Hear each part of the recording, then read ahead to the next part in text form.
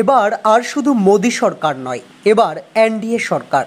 শরিকদের কাঁধে ভর দিয়ে চলতে হবে বিজেপিকে, কারণ বিজেপি একক সংখ্যাগরিষ্ঠতা পায়নি। এবার শরিকদের সঙ্গে নিয়ে সরকার গড়তে চাইছে এনডিএ। আপাতত মোদীর শপথ গ্রহণ অনুষ্ঠানের প্রস্তুতি চলছে।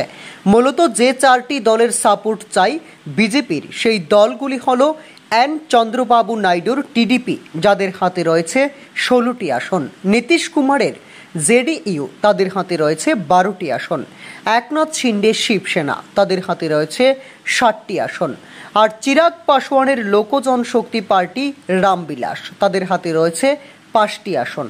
আপাতত মোদী তাদের সঙ্গে বৈঠক করে পাশে থাকার আশ্বাস পেয়েছেন, কিন্তু শেষ পর্যন্ত কি হবে সেটা আপাতত জানতে আরও কিছুটা সময় লাগবে।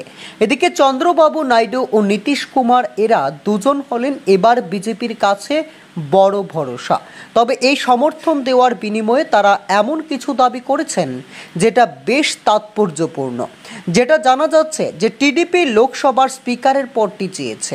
অন্যদিকে এনডিটিভির প্রতিবেদন অনুসারে জানা গিয়েছে জেডিইউর সোর্স বলছে তারা একটা কমন মিনিমাম প্রোগ্রাম চাইছে নীতিশ কুমারের নেতৃত্বে তারা একটি। অন্যদিকে এনডিটিভির প্রতিবেদন অনুসারে জানা গিয়েছে জেডিইউর সোর্স বলছে তারা একটা কমন মিনিমাম প্রোগ্রাম চাইছে নীতিশ কুমারের নেতৃত্বে তারা একটি কোঅর্ডিনেশন কমিটিও চাইছে। কিন্তু এবার প্রশ্ন, টিডিপিকে কি স্পিকারের পদ ছেড়ে দেবে বিজেপি? সূত্রের খবর, তাদের ডেপুটি স্পিকারের পদ দেওয়ার জন্য বলা হতে পারে। সেই সঙ্গেই একাধিক গুরুত্বপূর্ণ মন্ত্রীর পদও দাবি করতে পারেন শরিকরা। কার্যত বিজেপি যে এবার চাপে পড়ছে সেটা বোঝাই যাচ্ছে। সেই নিরিখে এবার দর কষাকষি করে কে কতটা সুবিধা নিতে পারবে সেটাই দেখার বিষয়।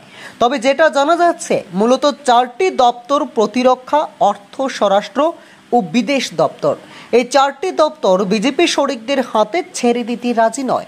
সেই সঙ্গে সড়ক পরিবহনের মতো গুরুত্বপূর্ণ দপ্তর, জনকল্যাণের মতো গুরুত্বপূর্ণ কাজও মোদী অন্যদের উপর এখনই ছেড়ে দিতে রাজি নন বলেই খবর। এদিকে মোদী এবার গরিব মানুষ, মহিলা, যুবক ও কৃষকদের কথা বারবার উল্লেখ করেছিলেন। এই 4টি বিষয়ের উপরেও গুরুত্ব দিতে চান মোদী সরকার। Bureau report FM 24।